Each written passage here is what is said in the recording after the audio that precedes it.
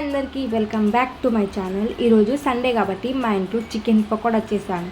నా style chicken pakoda ఎట్లుంటుందో ఒకసారి చూసేయండి. టేస్ట్ మాత్రం అద్దిరిపోతుంది. మీరు కూడా ట్రై చేసి నాకు కమెంట్స్లో చెప్పండి టేస్ట్ ఎట్లా కుదిరిందో. నేనైతే 1 కిలో చికెన్ తీసుకున్నా. నీట్గా ఒక 2-3 టైమ్స్ వాష్ చేసేసుకొని ఉప్పు, కారం, పసుపు, ధనియాల పొడి, ginger garlic paste, 5-in-1 chicken pakoda masala packet బయట మార్కెట్లో ఎక్కడైనా దొరికేస్తుంది. అదొక ప్యాకెట్లో సగం వేసేయండి.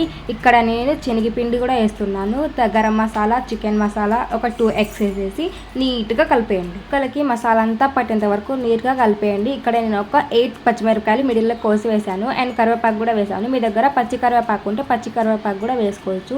ఇక్కడ నేను ఫుడ్ కలర్ కూడా వేసాను. ఫుడ్ కలర్ అనేది ఆప్షనల్, వేసుకుంటే వేసుకోవచ్చు లేదంటే లేదు. అంతా మిక్స్ చేసిన తర్వాత రూమ్ టెంపరేచర్లో ఒక 1/2 అవర్ పెట్టేయండి. 1/2 అవర్ తర్వాత స్టవ్ మీద ప్యాన్ పెట్టి ఆయిల్ బాగా హీట్ అయ్యాక చికెన్ పకోడా అంతా ఒక్కొక్కటిగా స్ప్రెడ్ చేసేసుకోండి. కలిపేసి నీట్గా క్రిస్పీగా వచ్చేంత వరకు ఫ్రై చేసేసుకోండి. నేను చేసింది అంటే మా ఇంట్లో అందరికీ నచ్చేసింది. అయినా ఈరోజు సండే కదా, మీ ఇంట్లో స్పెషల్ ఏంటి నాకు కమెంట్ చేసేయండి. Bye guys.